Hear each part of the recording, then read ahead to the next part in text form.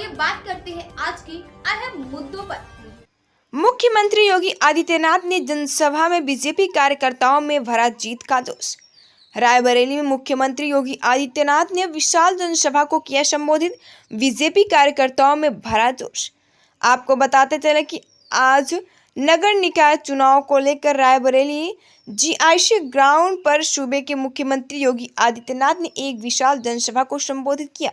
उन्होंने अपनी सभा के दौरान सबसे पहले महान स्वतंत्रता संग्राम सेनानी राणा बेनी माधव और वीरा पारसी को नमन किया और साथ ही साथ उन्होंने कहा साहित्यकार सूर्यकांत त्रिपाठी निराला को याद करते हुए कहा कि रायबरेली एक ऐतिहासिक जिला है। मुख्यमंत्री ने कहा डलमऊ अपने आप में एक ऐतिहासिक उपलब्धियों को सजोए हुए है। यह जिला वीरों की धरती है और साथ ही साथ साहित्यकारों की धरती है।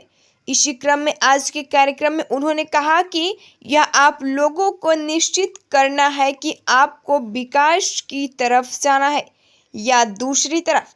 उन्होंने यूपी में हो रहे निर्माण स्वरूप पूर्वांचल एक्सप्रेसवे, बुंदेलखंड एक्सप्रेसवे और साथ ही साथ गंगा एक्सप्रेसवे का जिक्र करते हुए कहा कि आज एक्सप्रेसवे बन रहे हैं किस लिए, एक दूसरे को जोड़ने के लिए और विकास के लिए।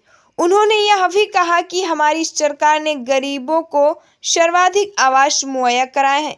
पूरे प्रदेश में ही नहीं, रायबरेली जिले में भी गरीबों को सरकार की तरफ से होने लाभ का समुचित लाभ गरीबों को मिला है।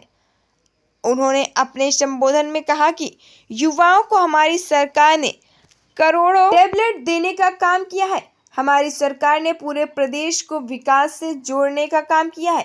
रायबरेली इससे अछूती नहीं है और ना ही रहेगी। निकाय चुनाव को लेकर उन्होंने कहा कि बीजेपी के प्रत्याशियों को आप सभी भारी मतों से विजयी बनाइए।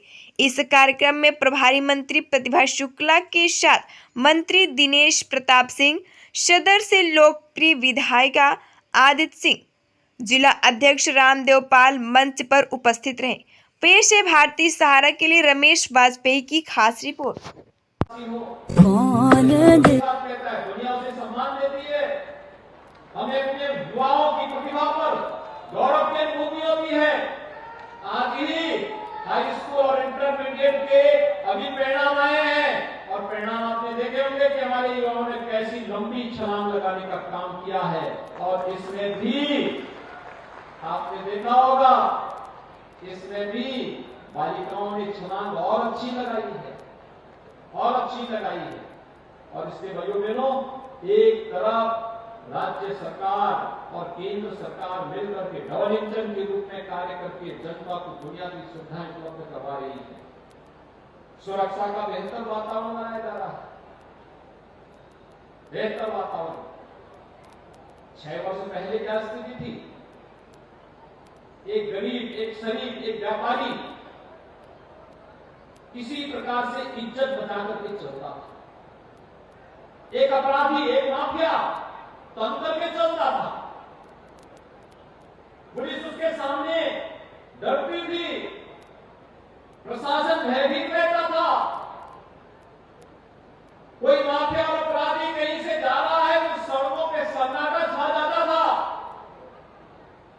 आज आपने देखा होगा, हमने धर्म चक्र को ऐसा घुमाया है कि आज एक गरीब, एक व्यापारी, एक नौजवान, एक बेटी गौरव के साथ सिर उठा करके चलती है, लेकिन एक अपराधी और माफिया गले में तख्ती लटका करके जान की भीख मांगता हुआ दिखाई देता है। ये है परिवर्तन। अब उसकी जरूरत नहीं कि वो कहीं तंग करके चल सके। उसके लिए सड़क खाली कोई करने का दुस्साहस नहीं कर सकता, क्योंकि उसे मालूम है सड़क अगर खाली होगी तो पता नहीं कब क्या हो जाएगा। इसलिए अब सड़क को खाली नहीं करवाना चाहता है। सड़क पे तंग करके चल भी नहीं सकता है। अगर सड़क पे चलेगा तो तख्ती लटका करके चलेगा कि थोड़ा मुझे जान बख्श दो। अब ठेला लगा करके सब्जी बेच करके अपना जीवन निर्वाह करूंगा, लेकिन किसी से रंगदारी वसूली नहीं करूंगा। यह परिवर्तन हुआ है। और ये परिवर्तन हमारे नौजवानों के भविष्य के लिए, हमारे व्यापारियों के व्यवसाय के लिए, नए उद्योग लगाने के लिए, बेटियों की सुरक्षा के लिए आवश्यक था।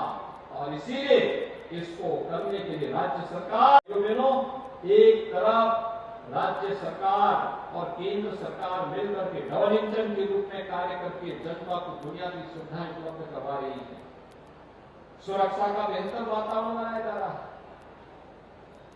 बेहतर वातावरण। 6 वर्ष पहले क्या स्थिति थी? एक गरीब, एक शरीफ, एक व्यापारी किसी प्रकार से इज्जत बचा करके चलता था। एक अपराधी, एक माफिया तंग करके चलता था। पुलिस उसके सामने डरती थी, प्रशासन भयभीत रहता था। कोई माफिया और अपराधी कहीं से जा रहा है तो सड़कों पे सन्नाटा छा जाता था। आज आपने देखा होगा, हमने धर्म चक्र को ऐसा घुमाया है कि आज एक गरीब, एक व्यापारी, एक नौजवान, एक बेटी गौरव के साथ सिर उठा करके चलती है, लेकिन एक अपराधी और माफिया गले में तख्ती लटका करके जान की भीख मांगता हुआ दिखाई देता है। ये है परिवर्तन। अब उसकी जरूरत नहीं कि वह कहीं तंग करके चल सके। उसके लिए सड़क खाली कोई करने का दुस्साहस नहीं कर सकता, क्योंकि उसे मालूम है सड़क अगर खाली होगी तो पता नहीं कब क्या हो जाएगा। इसलिए अब सड़क को खाली भी नहीं करवाना चाहता है। सड़क पे तंग करके चल भी नहीं सकता है। अगर सड़क पे चलेगा तो तख्ती लटका करके चलेगा कि थोड़ा मुझे जान बख्श दो, अब ठेला लगा करके सब्जी बेच करके अपना जीवन निर्वाह करूंगा, लेकिन किसी से रंगदारी वसूली नहीं करूंगा। यह परिवर्तन हुआ है और ये परिवर्तन हमारे नौजवानों के भविष्य के लिए, हमारे व्यापारियों के व्यवसाय के लिए, नए उद्योग लगाने के लिए, बेटियों की सुरक्षा के लिए आवश्यक था। और इसीलिए इसको करने के लिए राज्य सरकार पूरी प्रतिबद्धता के साथ कार्य कर रही है। इंफ्रास्ट्रक्चर डेवलपमेंट के कार्य में पहले लोग क्या कहते थे, जहां से समझो कि गड्ढे प्रारंभ हो जाए समझ लो उत्तर प्रदेश की सीमा है।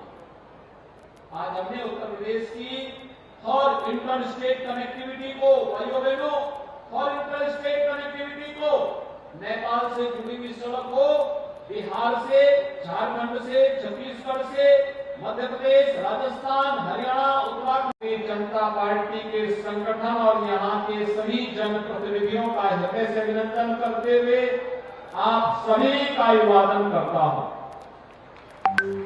भाइयों बहनों, उत्तर प्रदेश के अंदर वर्तमान में नगर निकाय के इलेक्शन चल रहे हैं। 762 नगर निकाय हैं, 17 नगर निगम, 200 नगर पालिकाएं और 545 नगर पंचायतों में वर्तमान में चुनाव चल रहे हैं।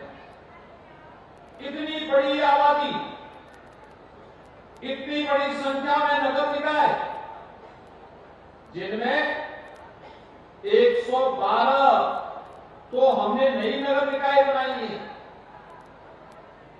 10 नगर निगमों का विस्तार किया है, 3 नए नगर निगम बनाए हैं और कई नगर पंचायतों का विस्तार करके उन्हें नगर पालिका गठन के रूप में गठित किया है। आज के दिन पर 6 करोड़ से अधिक की आबादी इस नगर निकाय क्षेत्र में निवास कर रही है। यानी जितना नगर निकाय में उत्तर प्रदेश के अंदर लोग निवास कर रहे हैं, भाइयों बहनों, उतनी तो बहुत सारे देशों की आबादी नहीं है, बहुत सारे राज्यों की आबादी नहीं है। 4 करोड़ 32 लाख मतदाता हैं इस नगर निकाय चुनाव में। 4 करोड़ 32 लाख दुनिया के तमाम देशों की आबादी नहीं है, देश के कई राज्यों की आबादी भी नहीं है जितना हमारे यहाँ नगर निकाय में मतदाता है। और आज इसीलिए जब मुझे मध्य क्षेत्र में आज प्रचार करने का अवसर प्राप्त हुआ तो पहला चुनाव प्रचार में आप रायबरेली से प्रारंभ कर रहा हूं। इसलिए भाइयों बहनों, मैं राणा बेनी माधव अमर भगत सिंह जी की इस पावन धरा को और उनके अमर सेनानी बेरा पासी की इस धरा को नमन करते हुए आप सबका आह्वान करने के लिए आज मैं यहां पर आया हूं। आपने पिछले 9 वर्ष के अंदर भारत की तस्वीर को बदलते हुए देखा है। एक नए भारत का दर्शन आज 140 करोड़ की आबादी कर रही है। बदलता हुआ भारत दुनिया के लिए आकर्षक का केंद्र बना है। आपका चहेता चैनल भारत सरकार की डिजिटल मीडिया आचार संहिता 2021 के अंतर्गत FCDN का सदस्य है। हम अपनी खबरों में FCDN की कोड ऑफ इथिक्स का पालन करते हैं। FCDN का सदस्य होना ही खबरों की प्रामाणिकता है।